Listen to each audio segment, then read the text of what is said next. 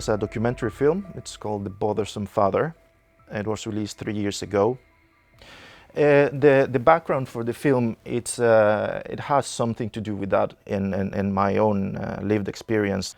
My journey as an immigrant coming to Norway, having grown up with my father, who experienced the loss of contact with his two eldest sons. And with that background, when I came to Norway and had this very rosy idea of Norway and loving Norway and gender equality, then starting hearing about these cases of child custody and things that were happening in court and the law that was going to be reformed or not. I mean, all those things kind of brought that memory of my upbringing, and that I began to see that, well, there are things happening here in Norway that reminds me a lot of Costa Rica 30 years ago. And how come two such different cultures spread apart so wide in time? Why do you see the same problem? What's behind it? And that's kind of the start of this journey for me to try to make some sense of it. My memories of that upbringing, my father being a highly competent and a highly loving father, but who had the emotional struggle because of that.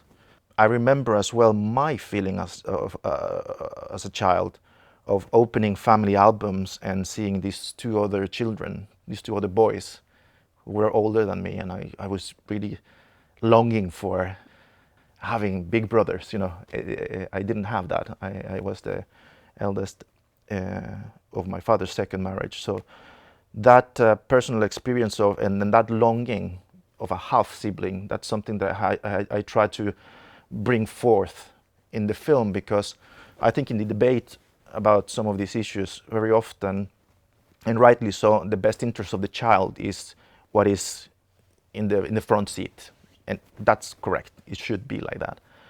But how do you define the best interest of the child, and is it the interest only of that child that is in conflict?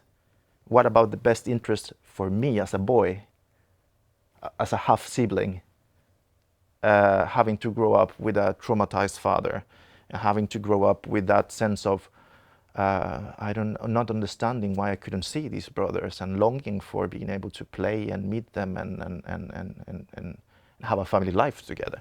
Well, making a film like this is very difficult for several ethical reasons. I mean, you have to weigh them, all these ethical problems, and weigh them together and balance them. And one of the things is that you are always meant to protect children. That's the main interest and the main obligation you have as filmmakers. So I knew I couldn't interview children, or I couldn't have the parents identified. And as a filmmaker, you always need some kind of face to be able to tell your story. And I was trying to make the film just an animation film, and it costed a lot, and it was problematic. And then I don't know, I haven't thought that my own story back in Costa Rica with my father, who lost contact with his two eldest sons, my two half brothers. I had that motivation kind of in the back of my head, but I never thought of using myself in front of the camera. And I think that one of my colleagues suggested it. Why don't you talk about it from your perspective and your travel, to try to understand some of these problems and how the legal system works. And then it took me a while to accept that thought, but then I started kind of trying to be a little bit in front of the camera, and it is quite uncomfortable, but I think that was the only way in which I felt that film could be told. Yeah, it was a struggle from finding the funding, and as the film portrays, it was a struggle also to get people to talk, especially because I wanted to have or attempt some kind of balance, and since the film deals with my journey to try to understand how is the system, how is the legal system, who opposes the system and why. I wanted to talk to some organizations, but I was very clear that I had my opinion about the system. And I think that very quickly that meant that there were several people that did not want to talk to me. And that made the film, those 5 years, quite demanding. I tried a lot to talk to the children's ombudsman, Barneombudet, in Norway. There was several attempts. They didn't want to talk to me. The Equality and Culture Minister of Norway, I was trying for 2-3 years to talk to her. She never found the time. Some women's rights organizations who have historically been opposed to a reform in the Norwegian law for shared parenting.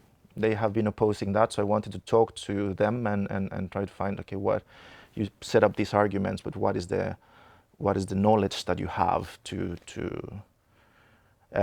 never happened, and that's part of the things that I ended up documenting in the film. That not everyone is very open to talk about this necessarily, unless it is their own agenda.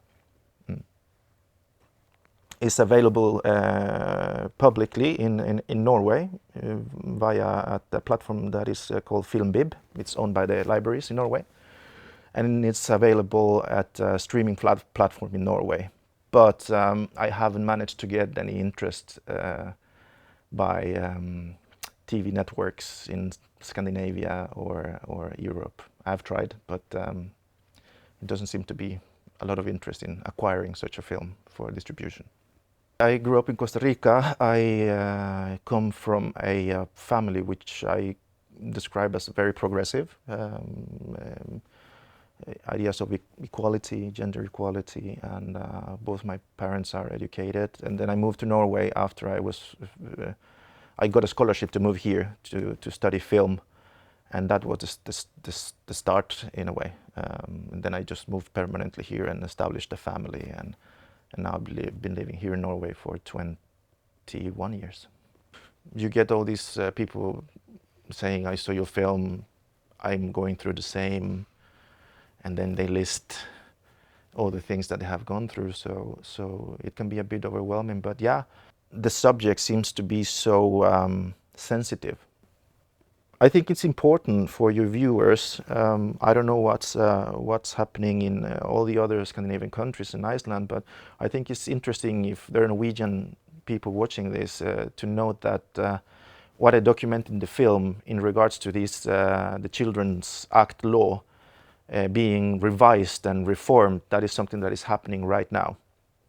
And I hope that the family and childhood department and the minister make some changes in the law, that we learn from the experience that we have now as a country of how this law is working or not working, and to whom is this law benefiting? Is it benefiting the parent or one parent, or is it benefiting the child?